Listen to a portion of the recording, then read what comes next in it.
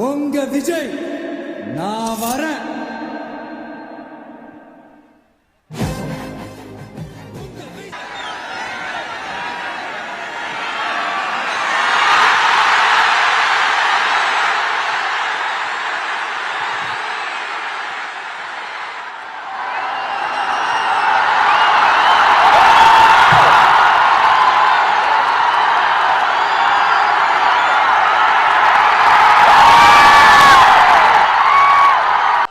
கடல் தாய் மடியில் இருக்கிற என் மனசுக்கு ரொம்ப நெருக்கமான நாகப்பட்டினம் மண்ணில் இருந்து நின்று பேசிட்டு இருக்கிறேன்.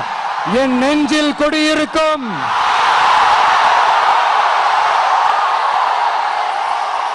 உங்கள் அனைவருக்கும்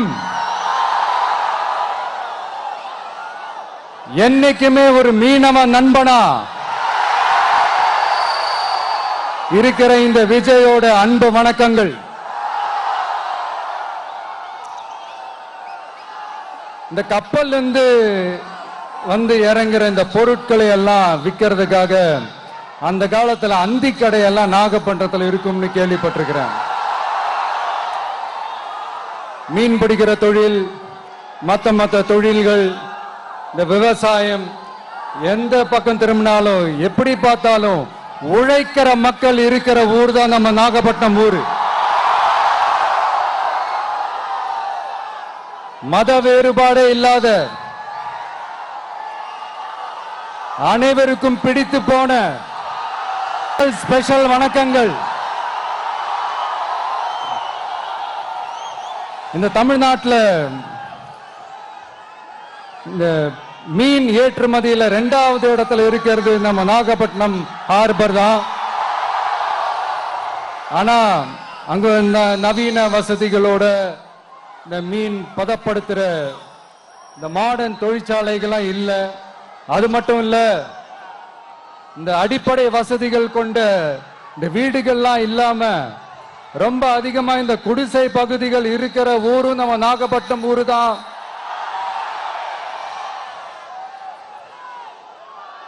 இந்த முன்னேற்றத்திற்கெல்லாம் எங்கள் ஆட்சி தான் சாட்சி. அப்படி இப்படின்ட்டு இந்த அடுக்குமொழியில பேசி பேசி அது நம்ம கேட்டு கேட்டு காதுல இருந்து ரத்தம் வந்ததான் மிச்சம். இவங்க ஆண்டது பத்தாதா? இப்படி தவிக்கிறாங்களே நம்ம மக்கள், அது பத்தாதா?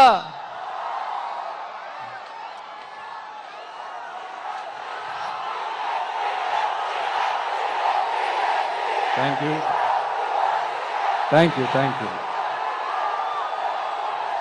இந்த இலங்கை கடற்படையால நம்ம மீனவர்கள் தாக்கப்படுறதையும் அதுக்கான காரணத்தை பத்தியும் அதுக்கான தீர்வை பத்தியும் நான் மதுரை மாநாட்டிலே நான் பேசியிருந்தேன். அது ஒரு தப்பா? மீனவர்களுக்காக குரல் கொடுக்கறதும் அவங்களோட நிக்கிறதும் நம்மளுடைய கடமை, நம்மளுடைய உரிமை. நான் என்ன இன்னைக்கு நேத்தாங்க அவங்களுக்காக குரல் கொடுக்கிறேன். இதே நாகப்பட்டினத்துல 14 வருஷத்துக்கு முன்னாடி 2011 February 22 இதே நம்ம மீனவர்கள் தாக்கப்பட்டதை கண்டிச்சு ஒரு பொதுக்கூட்டம் ஒண்ணு நடத்தணும் இல்லையா? இந்த விஜய் களத்துக்கு வர்றது ஒண்ணு புதுசு இல்ல கண்ணா. எப்போ எப்போ எப்போ வந்தாச்சு.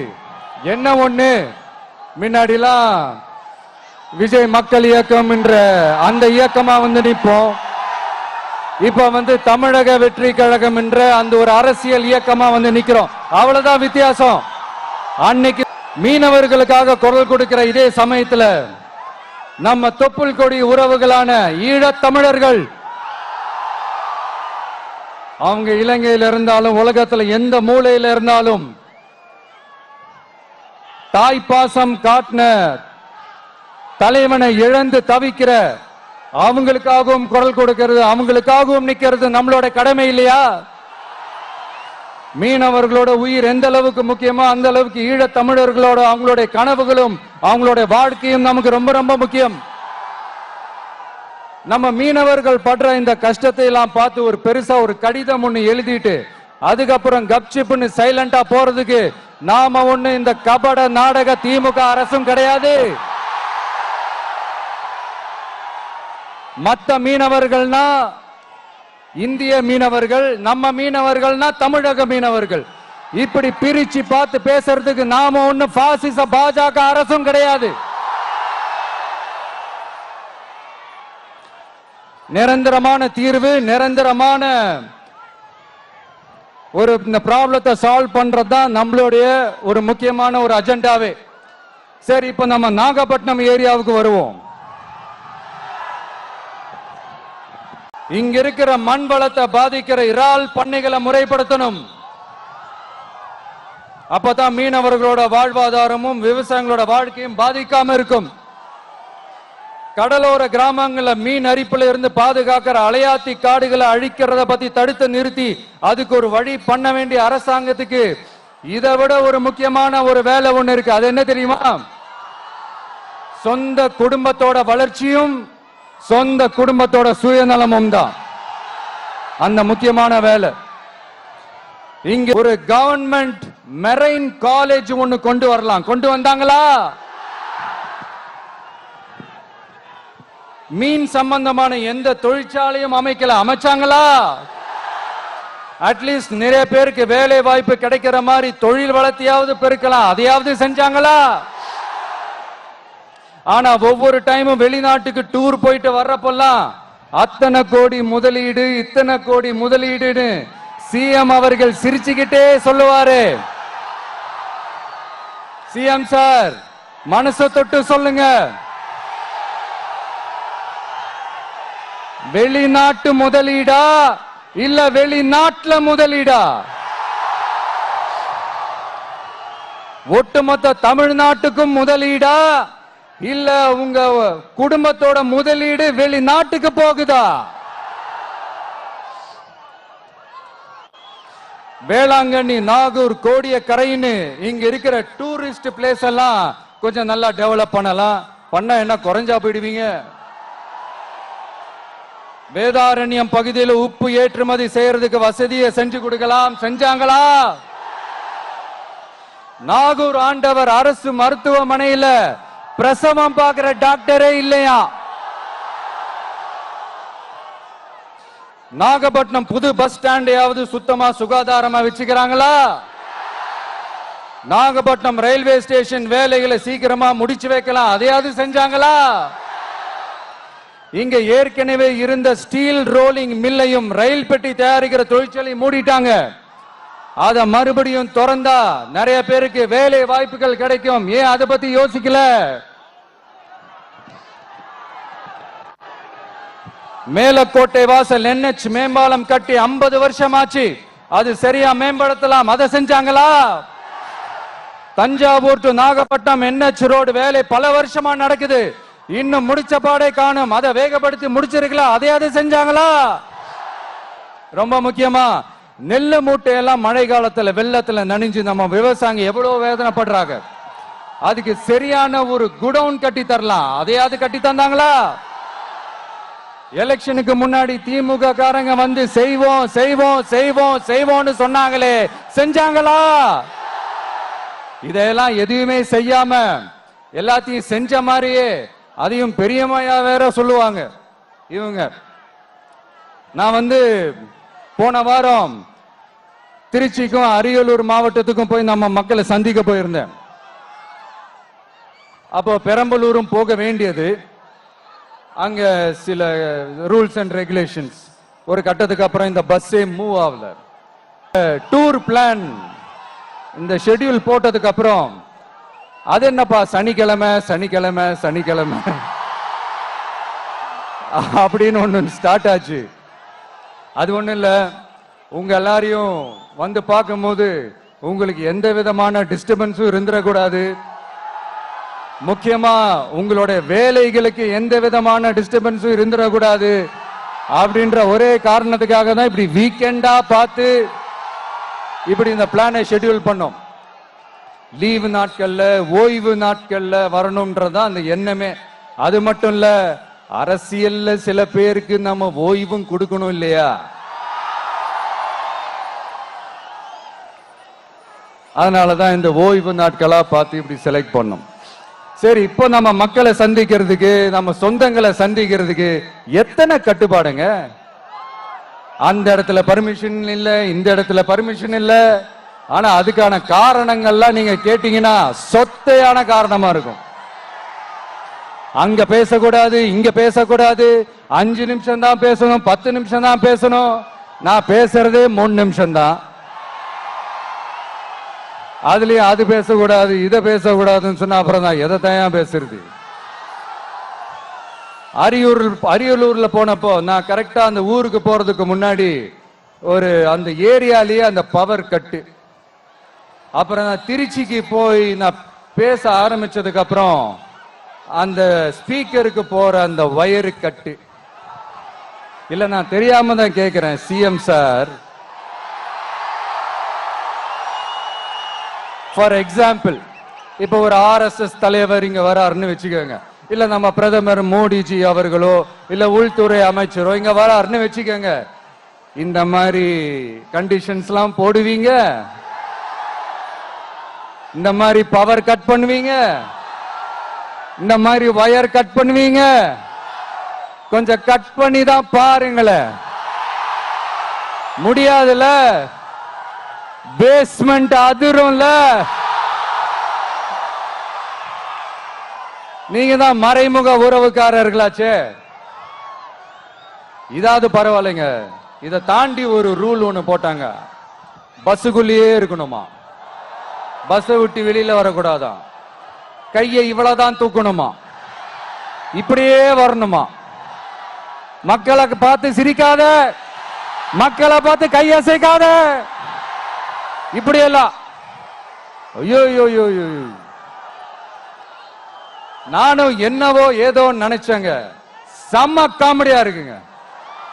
ஐ am just enjoying like anything. நேரடியாவே கேட்கிறேன், சிஎம் சார் மிரட்டி பாக்குறீங்களா? அதுக்கு இந்த விஜய் ஆள் இல்ல சார். என்ன செஞ்சிருவீங்க? மேக்சிமம் கொள்கைய சும்மா பேருக்கு மட்டும் வச்சுக்கிட்டு குடும்பத்தை வச்சு கொள்ளையடிக்கிற உங்களுக்கே இவ்வளவு இருந்தா, சொந்தமா உழைச்சி சம்பாதிச்ச எனக்கு எவ்வளவு இருக்கும்? தேங்க்யூ நண்பா. என்ன நாங்க பெருசா கேட்டுட்டோம்? மக்கள் நிம்மதியா ஃப்ரீயா நின்னு பாக்குறதுக்கு ஒரு இடம், அதை நாங்க தேர்வு செஞ்சு அதுக்கு பர்மிஷன் கேட்கிறோம். ஆனா நீங்க என்ன பண்றீங்க? அந்த இடத்தையெல்லாம் விட்டுட்டு நெருக்கடியோட, மக்கள் நெருக்கடியோட எங்கெல்லாம் நிப்பாங்களோ அந்த இடமா பார்த்து செலக்ட் பண்ணி தெரியுங்க. உங்க எண்ணம் தான் என்ன சார்? நான் அவங்கள பார்க்க கூடாது, அவங்களோட பேசக்கூடாது, அவங்க குறைகளை கேட்க கூடாது, அவங்களுக்காக குரல் கொடுக்க கூடாது, என்னதான் சார் உங்க எண்ணம்? சரிங்க சார், ஒரு அரசியல் தலைவன் அப்படின்றதெல்லாம் மறந்துருங்க. ஒரு சாதாரண ஒரு தமிழ்நாட்டு மண்ணோட ஒரு மகனா, ஒரு நம்ம தமிழ் மக்களோட ஒரு சொந்தக்காரனா, என் மக்களை, என் குடும்பத்தை, என் சொந்தங்களை நான் பார்க்க போனா என்ன பண்ணுவீங்க? அப்பவும் தடை போடுவீங்களா? வேணாம் சார். இந்த அடுக்குமுறை, இந்த அராஜக அரசியல்லாம் வேணாம் சார். நாம ஒண்ணு இங்க தனியால் இல்லைங்க சார், மாபெரும் மக்கள் சக்தியோட பிரதிநிதிங்க சார், மாபெரும் பெண்கள் சக்தியோட சகோதரன் சார், மாபெரும் இளைஞர் இயக்கமா இருக்கிறோம் சார். மறுபடியும் சொல்றேன், 2026ல ரெண்டு பேருக்கு நடுவுல தான் போட்டியே. ஒண்ணு இன்னொன்னு,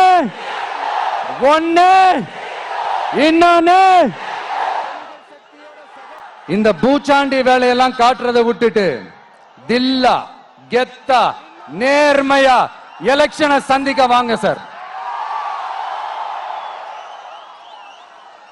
பார்த்துடலாம் சார். கொள்கையை பேருக்கு மட்டும் வச்சுக்கிட்டு குடும்பத்தை வச்சு தமிழ்நாட்டை கொள்ளையடிக்கிற நீங்களா, இல்ல தமிழ்நாட்டில் இருக்கிற ஒவ்வொரு வீட்டுக்குள்ளேயும் ஒருத்தனா இருக்கிற நானா, இந்த விஜயா? பார்த்துடலாம் சார். இனிமேலும் இந்த தடைகள்லாம் போட்டீங்கன்னா நான் நேரடியா மக்கள்கிட்டயே பர்மிஷன் கேட்டுருவேன். மக்களே நீங்க சொல்லுங்க, நான் உங்களை பார்க்க வரக்கூடாதா? நான் உங்களோட பேசக்கூடாதா? உங்க குறைகளை நான் கேட்க கூடாதா?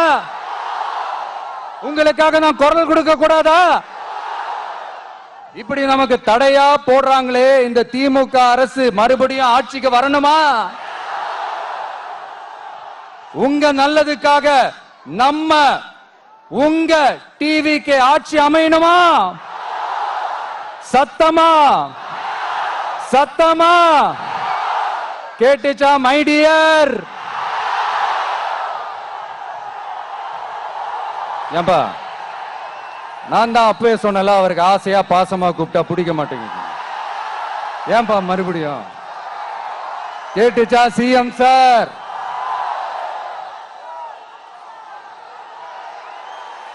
இந்த போர் முழக்கம் உங்களை ஒரு நிமிஷம் கூட தூங்க விடாது, துரத்திக்கிட்டே வரும். கான்பிடண்டா இருங்க, நல்லதே நடக்கும், வெற்றி நிச்சயம். மீண்டும் சந்திக்கும் வரை நன்றி, வணக்கம்.